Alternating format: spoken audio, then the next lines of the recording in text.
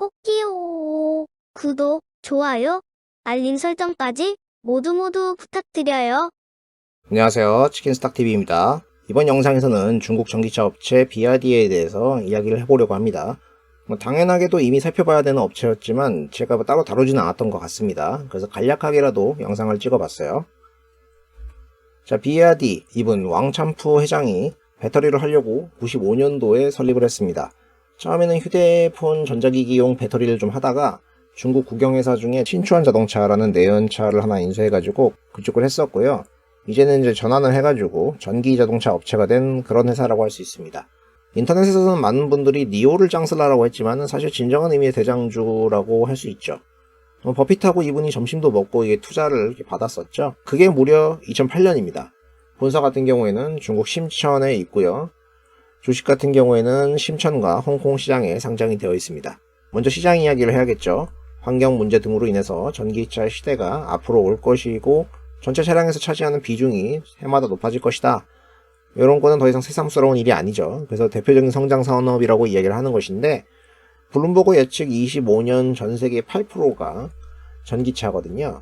그중에서 중국이 세계 절반의 시장이고 선도를 하고 있죠. 근데 중국 전기차 관련 침투율은 21년도에 무려 10%를 넘어서서 벌써 지금 13%까지도 달성을 했습니다. 그러니까 꾸준히 다른 국가보다 빠르게 침투하고 있는 모습입니다. 자, 들어가는 전기차 중에서 50% 정도가 중국 로컬이 판매하는 자동차입니다. 아직도 이제 중국차 누가 타냐 이런 이야기 하겠지만 실제로 중국이 그렇게 굴러가는 것이고, 그래서 얘네가 뭐 해외로 차를 팔아서 나오지 못한다고 하더라도 중국 업체들 위주로 중국 시장은 돌아갈 겁니다. 그래서 이게 관심 가면 들어와서 여기 투자할 수밖에 없다는 것이죠. 중국 전기차 판매량은 제가 수시로 업데이트를 하고 있기 때문에 익숙하실 겁니다. 10월달은 아직 다 집계가 되지는 않았지만 9월달 기준으로 봤을 때 상하이 GM링의 홍강 미니가 제일 많이 팔리고 여기 테슬라도 보이는데 나머지 모델들 가운데서는 이 BYD 모델들이 상당히 보이는 것을 확인할 수가 있습니다. 자, 여기는 이제 배터리 업체가 전신이어서 배터리도 하죠. 전 세계 2차 전지 탑 차량 중에서 BYD가 4위를 차지하고 있고 중국 로컬에서는 2위를 차지합니다. 전기차 업체인데 자체 배터리도 있다는 것은 원가 경쟁력 차원에서 강점이라고 할 수 있을 것입니다. BYD 같은 경우에는 LFP 배터리, 여기서 블레이드 배터리라고 하는데요. 이게 획기적인 것이라는 것인데 배터리가 원래 이렇게 모듈들을 합해가지고 조립을 하는 형태인데 이게 아니라 이 팩 자체에서 조립을 해가지고 공간을 효율성 있게 활용했다는 것입니다. 그러니까 조금이라도 에너지 밀도가 더 높아질 수 있는 거죠. 요게 단연간의 연구를 통해서 20년도 3월에 생산이 되기 시작했고 자체 모든 차량들에 적용을 하는 것으로 이제 주행거리를 높이게 되었습니다. 그래서 대략 600km 정도를 달릴 수 있다고 합니다. 요거는 이제 LFP가 가지는 어떤 한계를 극복하기 위한 노력의 이제 결실이겠죠. 전기차의 제일 큰 약점 중에 하나가 주행거리인데 그걸 보완해가지고 이제 마케팅 포인트가 될 수도 있는 겁니다. 배터리 같은 경우에 일단 내부 소화를 먼저 하고 다른 데도 이렇게 판매를 하려고 하죠. 자, 팩 자체에 이렇게 조립한다는 것 때문에 안정성 문제도 제기가 될 법도 합니다만은 이렇게 트럭이 밟고 지나가 본다든가 못 관통 테스트를 했을 때 기존의 NCM이나 LFP 같은 경우에는 온도가 높아지면서 이렇게 폭발을 했지만은 동사의 블레이드 배터리는 30도에서 60도로 안전한 것으로 나타났다고 합니다. 자, 그래서인지는 몰라도 완성차 업체들이 다들 달라고 하는 거죠. 도요타, 다임러, 현대차, 테슬라 다 채택하겠다고 했습니다. 자, 원래 배터리의 약점이 뭡니까? 해마다 완성차 가격이 먼저 이슈가 되면서 배터리도 가격이 같이 빠진다는 것이죠. 이렇게 계속 빠져왔습니다. 반면에 원재료 가격은 저희가 리튬 시간에 봤었지만은 계속 오르고 있었죠. 근데 이게 최근 관심 있으신 분들은 아시겠지만은 아주 특별한 상황이 발생했었어요. BYD가 원재료 상승을 이슈로 해가지고 배터리 가격을 오히려 20% 11월부터 인상하겠다는 내용을 발표한 것입니다. 한국에선 뒤늦게 뉴스화가 되었는데 이것은 이제 기존의 상식을 뒤엎는 것이죠. 일단 자체용으로도 쓸 수 있고 나머지도 팔릴 텐데 가격을 높게 받을 수 있다면 더 좋지 않겠습니까? 자, 이어서 차량 판매에 대한 내용을 이야기해 보겠습니다. 중국 전기차의 빅3가 상하이 GM링, 테슬라, 그리고 BYD였는데요.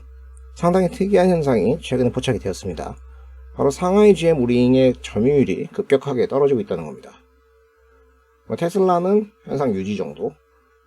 근데 이 부분을 빼앗아간 것으로 추정되는 업체는 BYD로 점유율이 늘어난 유일한 업체입니다. 요거는 유의미할 수가 있죠. 뭔가 이게 판세가 바뀌었다는 것이죠.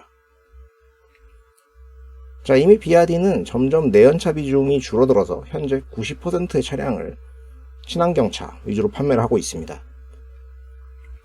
그리고 이 친구들의 특이점은 모델이 엄청 많아요. 대표 모델은 한이라는 이 자동차인데 요거 말고도 짜잘하게 모델들이 많고 그런 부분에서 이제 소비자에게 선택지를 주는 거라고 할 수 있습니다. 다른 우리가 아는 회사들은 이렇게 모델이 많지는 않죠. 대표적인 모델인 한 같은 경우에는 이게 스테디셀러 느낌으로 가고 있고 새로운 걸 내면은 이게 조금씩 이렇게 늘어나는 모습이 나옵니다. 21년도에 신차 라인업이 계속 이렇게 나왔고요. 조만간에도 이제 페이스리프트 이런 거 하고 출시가 될 예정입니다.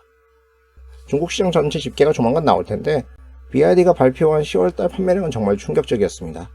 일단 10월달에 전체 차량 기준으로 거의 9만 대 총 판매를 해가지고 YOY 90% 성장을 이어간 것도 대단하지만은 이미 전동화가 다 됐는데도 불구하고 차량 판매가 계속해서 증가하고 있다는 거죠. 전 세계 차량 반도체 대란이라는데 얘네는 문제가 없는 건가 싶은 숫자이기도 합니다. 주가와 차량 인도량은 어느 정도 그 궤적을 같이 하겠죠. 이렇게 올라가고 있고요.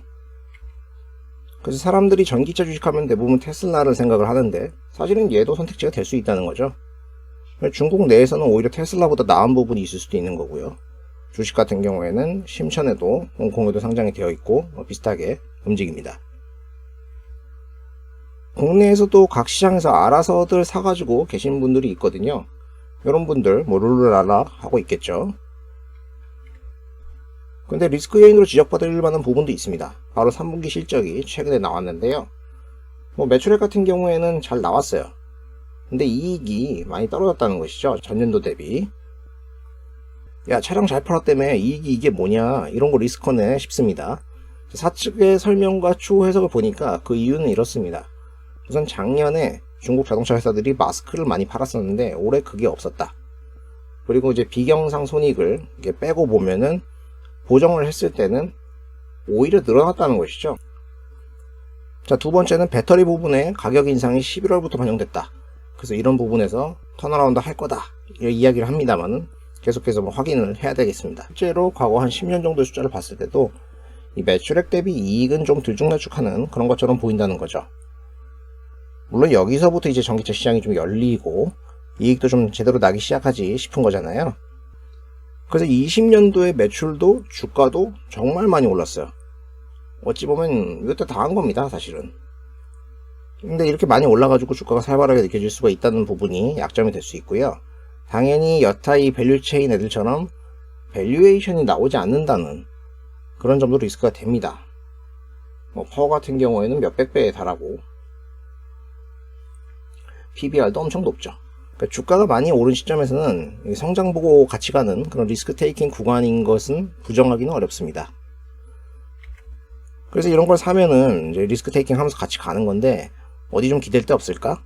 기댈 구석을 찾아보니까 대주주 중에 버크셔 해서웨이 형님이 있다는 거죠. 최대주 주죠. 버핏 형이 투자하고 나서 한 주도 안 팔았다. 역시 고수. 버핏 형 던지기 전에는 같이 좀 동행해 볼 수 있겠다 싶은 부분도 있겠죠. 그리고 중국 전기차 시장의 동향을 잘 체크하는 게 중요하겠습니다. 자, 이렇게 중국 전기차와 배터리 대장주라고 할 수 있는 회사 BYD에 대해서 간단하게 알아봤습니다. 영상이 도움되셨다면 구독과 좋아요를 부탁드립니다. 시청해주셔서 감사합니다.